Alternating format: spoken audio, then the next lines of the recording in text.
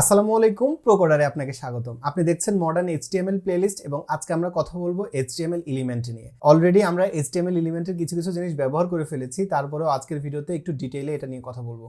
তো আপনি যদি আগ্রহী হন দেখতে থাকুন। ভিডিও শুরু করার আগে একটা রিকোয়েস্ট, আপনার যদি ভিডিওটা ভালো লাগে অবশ্যই ভিডিওতে একটা লাইক করবেন, বা এই পুরো প্লেলিস্টটা যদি আপনার কাছে ভালো লাগে অবশ্যই একটা লাইক করবেন, তাহলে অ্যালগোরিদম বুঝবে ভিডিওটা হেল্পফুল। বারবার এই কথাটা কেন বলছি, কারণ আপনারা যদি ভিডিওতে লাইক না করেন, কমেন্ট না করেন, শেয়ার না করেন, তাহলে অ্যালগোরিদম ভিডিওগুলোকে স্কিপ করে যায়। অনেক কষ্ট করে ভিডিও বানানোর পর সেই ভিডিওগুলোতে খুব ভালো রেসপন্স এ কারণে আসে না। আপনাদের শেখার জন্য যেমন মোটিভেশন দরকার, ভিডিও বানানোর জন্য আমারও তো একটু মোটিভেশন দরকার, তাই না? আশা করব সেই সাপোর্টটা আপনারা দিবেন। তো চলেন আমরা স্ক্রিনে যাই এবং দেখি কিভাবে এইচটিএমএল এর এলিমেন্ট কাজ করে। এই এইচটিএমএল এলিমেন্টটা ডিফাইন হয় হচ্ছে ট্যাগ দিয়ে। যেমন দেখেন, এটা হচ্ছে কি ট্যাগ, ডক টাইপ ট্যাগ। এটা কি ট্যাগ, এইচটিএমএল ট্যাগ। এটা কি ট্যাগ, হেড ট্যাগ। এটা কি ট্যাগ, টাইটেল ট্যাগ। এটা কি ট্যাগ, বডি ট্যাগ, তাই না? তো এইচটিএমএল এ আপনি যদি কোড লিখেন সব হচ্ছে এরকম ট্যাগ ট্যাগ ট্যাগ, আপনি সব ট্যাগ দেখবেন। তো ট্যাগের যেটা স্ট্যান্ডার্ড, সেই স্ট্যান্ডার্ডটা আপনি অলরেডি আশা করি বুঝে গেছেন। তারপর আমি একটু বলি, স্ট্যান্ডার্ডটা হচ্ছে লেফট অ্যাঙ্গেল ব্র্যাকেট দিয়ে আপনি আপনার ট্যাগের নাম লিখবেন, তারপর রাইট অ্যাঙ্গেল ব্র্যাকেট দিবেন। তো দেওয়ার পর যেটা ঘটবে সেটা হচ্ছে, এটা হচ্ছে আপনার ওপেনিং ট্যাগ, এটা হচ্ছে আপনার ক্লোজিং ট্যাগ। প্রায় প্রত্যেকটা ট্যাগের একটা করে ওপেনিং ট্যাগ থাকবে এবং একটা ক্লোজিং ট্যাগ থাকবে। ওপেনিং ট্যাগ এবং ক্লোজিং ট্যাগ একেবারে আইডেন্টিক্যাল, জাস্ট একটা জিনিসের পার্থক্য, সেটা হচ্ছে আমাদের এই যে স্ল্যাশ, এই স্ল্যাশটা আপনি পুরো জায়গাতে দেখেন, যে বডি ট্যাগ, ওপেনিং ট্যাগ এবং ক্লোজিং ট্যাগ সেম, জাস্ট একটা স্ল্যাশ আছে। HTML opening tag, closing tag same, just একটা ট্যাগ আছে। হেড দেখেন, opening tag, closing tag same, just একটা ট্যাগ, একটা slash. Title, opening tag, closing tag same, just একটা slash. তো সব জায়গাতে যে চেঞ্জটা সেটা হচ্ছে একটা স্ল্যাশ, কিন্তু ট্যাগটা সেম, আইডেন্টিক্যাল।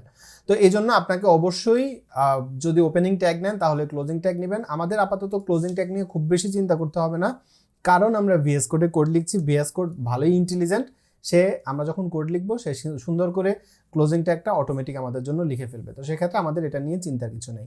এই জিনিসটা ফান্ডামেন্টাল এবং এটা অবশ্যই আপনাকে মনে রাখতে হবে। এবং আপনি যদি কখনো কোড লিখেন অন্য কোথাও, অনেক সময় এমন হবে আপনাকে কিন্তু ভিএস কোডে কোড লেখার অপরচুনিটি থাকবে না। যেমন আপনি সার্ভারে যখন কোড লিখবেন, সেই সার্ভার থেকে কোডটাকে ডাউনলোড করে আপনি আপনার কম্পিউটারে এনে লিখে আবার আপলোড করবেন, এরকম লিগ্যাসি সবসময় আপনার নাও থাকতে পারে। তো সেক্ষেত্রে অলওয়েজ রিমেম্বার করবেন একটা জিনিস, সেটা হচ্ছে আমি যে কোড লিখছি আমার ক্লোজিং ট্যাগটা আছে। তো আপনি দেখেন অনেক সময় এমন হবে, আপনি ক্লোজিং ট্যাগ না লিখলেও ব্রাউজার মনে মনে বুঝবে যে আচ্ছা এটা ওপেনিং ট্যাগ আছে, সে মনে হয় ক্লোজিং ট্যাগ কোনো কারণে লিখে নাই বা ভুলে গেছে। যেটাই হোক, ব্রাউজার চেষ্টা করবে নিজে নিজে একটা ক্লোজিং ট্যাগ অ্যাড করে আপনার ওয়েবসাইটটাকে সুন্দর করে রান করতে।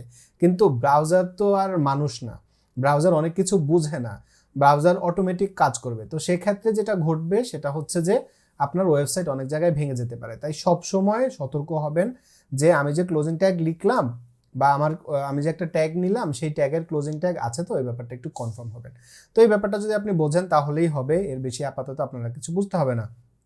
যেমন আমরা যে এখানে একটা ট্যাগ লিখলাম, এখন আপনি এইচটিএমএল এ যদি প্যারাগ্রাফ লিখেন, প্যারাগ্রাফ টেক্সট, তাহলে আপনাকে ব্যবহার করতে হবে পি ট্যাগ। তো পি ট্যাগটা কেমন, লেফট অ্যাঙ্গেল ব্র্যাকেট পি, তারপরে রাইট অ্যাঙ্গেল ব্র্যাকেট। তো দেখেন আমি যে যখনই লিখলাম সাথে সাথে আমি দেখলাম যে আমার ক্লোজিং ট্যাগ চলে এসছে, আমি শিওর। তো এটা আপনার অভ্যাসের ব্যাপার। সবসময় আপনি কোড লেখার পরে একটু রিচেক করবেন যে ক্লোজিং ট্যাগটা আছে কিনা।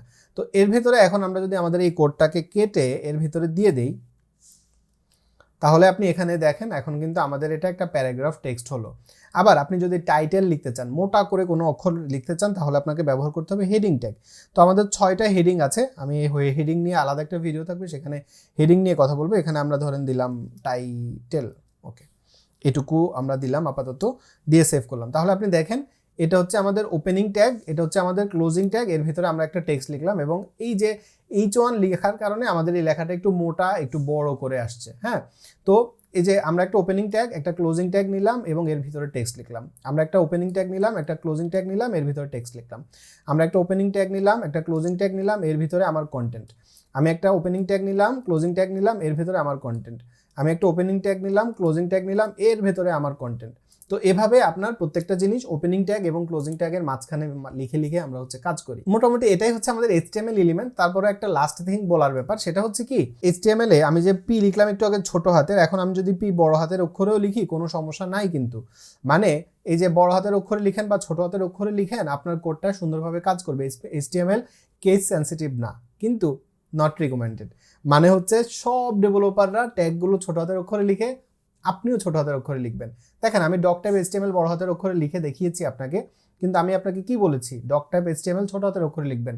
এবং গত পর্বে আমরা যখন ডক টাইপের ভিডিওতে আমি কিন্তু আপনাকে অনেকগুলো ওয়েবসাইট ওপেন করে দেখিয়েছি, প্রত্যেকে ডক টাইপ HTML এভাবেই লিখেছে ছোট হাতের অক্ষরে, এবং HTML লেখা স্ট্যান্ডার্ডই হচ্ছে সব ছোট হাতের অক্ষরে লেখা। তো আমি আপনাকেও রিকমেন্ড করব সব ওয়ার্ডগুলো ছোট আকারে আমরা এখানে লিখে দিই, HTML is not case sensitive. তো দেখেন আমরা এই লাইনটা লিখলাম, এই লাইনটা এখানে সুন্দর করে চলে আসছে। এটা জাস্ট আপনাকে বলে রাখলাম এই কারণে যাতে করে আপনি দেখলে বোঝেন, এবং এই নটের ওয়ার্ডগুলো নট এভাবে লিখে দিই যাতে করে আপনার দেখলেই মনে পড়ে যে ও আচ্ছা হ্যাঁ আমাদের HTML তো কেস সেন্সিটিভ না, কিন্তু আমরা সবসময় কিভাবে লিখবো, ছোট হাতের অক্ষরে লিখবো। আপনি কাজ শিখবেন এবং আপনি বেস্ট প্র্যাকটিসটাও জানবেন।